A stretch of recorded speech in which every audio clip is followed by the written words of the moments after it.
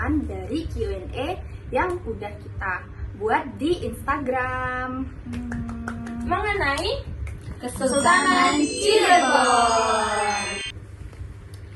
Nah, kita buka dengan ini ada pertanyaan dari akun @alkansa24_5 guys.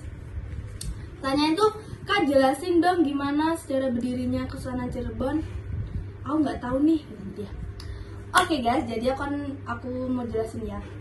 Pertama itu letaknya kerajaan Cirebon ini ada di pantai utara Pulau Jawa.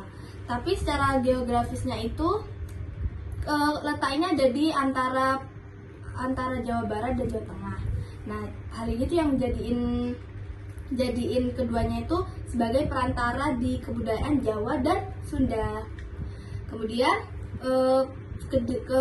kerajaan ini tuh berdiri pada 1430 Masehi yang didirikan oleh siapa ayo siapa? Tebak.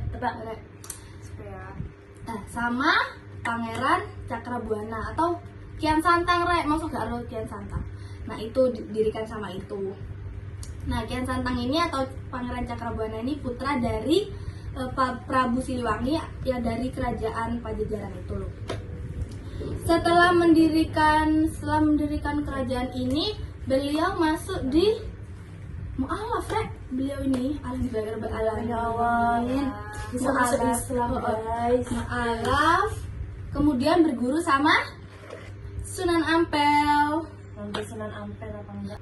Nah, setelah itu pada tahun 1479 ini kedudukan Pangeran Kiai Santang atau Pangeran Cakrabuana ini digantikan sama Syarif Hidayatullah atau Sunan Gunung Jati. Sunan Gunung Jati. Oke, selanjutnya ini ada pertanyaan dari Safia_123.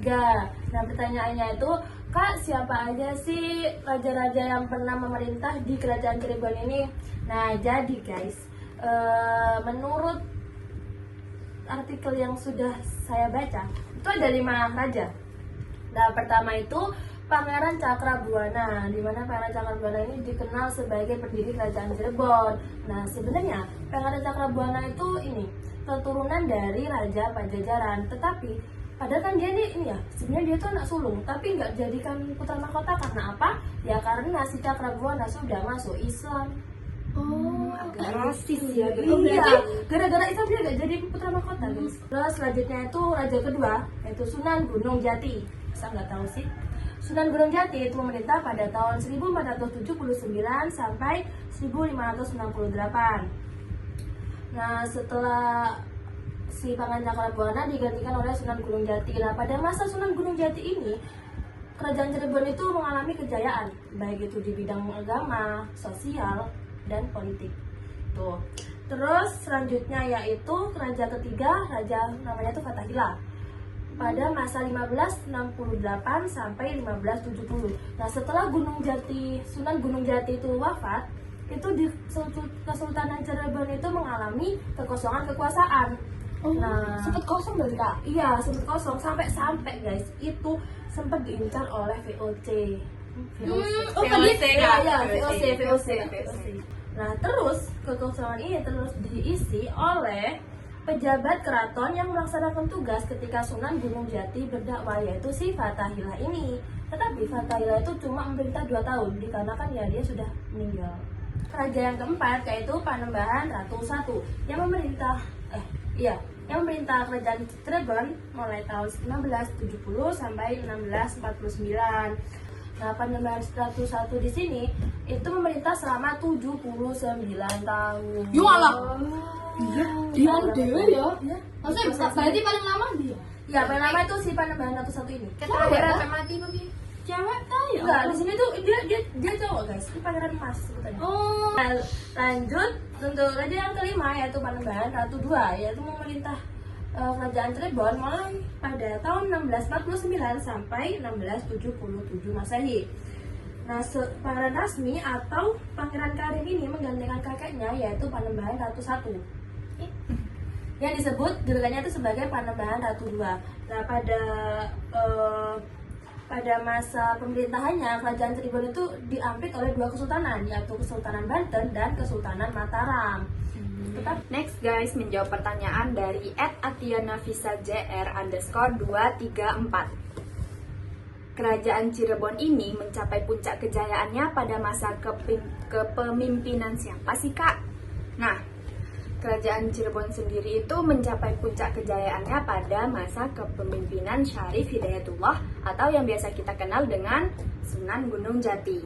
Kerajaan Cirebon mengalami kemajuan di berbagai bidang seperti yang pertama itu politik. Nah, Kerajaan Cirebon ini berhasil merdeka dari Kerajaan Sunda Pajajaran dan berhasil memperluas wilayahnya sampai separuh Jawa Barat. Ya. Luas ya? Iya, lumayan. Jawa Barat dan Banten. Terus yang selanjutnya itu agama. Nah, Sunan Gunung Jati ini berperan besar dalam penyebaran agama di Pulau Jawa, khususnya bagian barat dan sekitarnya. Nah, seperti Majalengka, Kuningan, Kawali, Sunda Kelapa, dan Banten. Selanjutnya itu kesenian.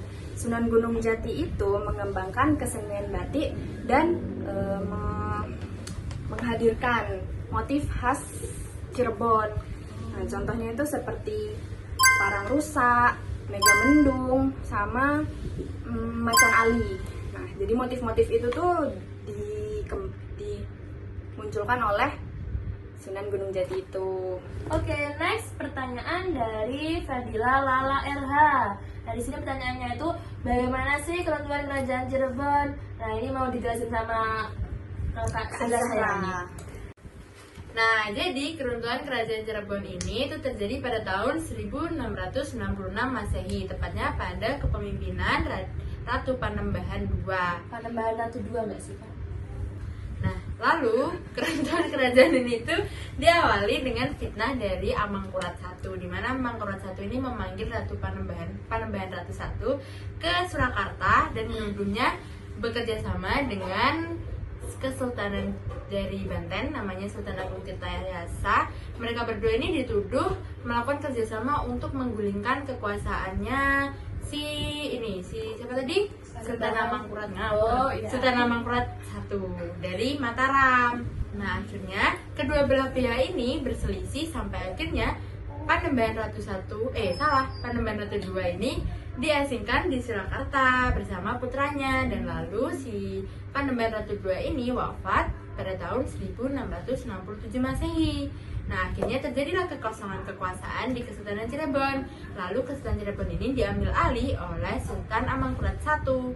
Melihat hal itu, Sultan Mataram, yaitu Sultan Agung Tirtayasa, melihat kekosongan dari Kesultanan Cirebon itu marah. Lalu ia membebaskan putra dari Panembahan Ratu II dan lalu mengambil alih Kesultanan Cirebon lagi. Dan akhirnya Kesultanan Cirebon ini terbagi menjadi 3 bagian yang dipimpin oleh pangerannya masing-masing. Nah, itulah adalah tanda dari keruntuhannya Kesultanan Cirebon karena terpecah menjadi 3 bagian, guys.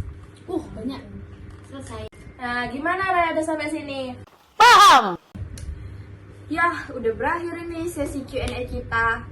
Nah, kita harap kalian bisa memahami, bisa mengerti dari penjelasan kita ya, Rek ya. Terus makasih yang udah nanya.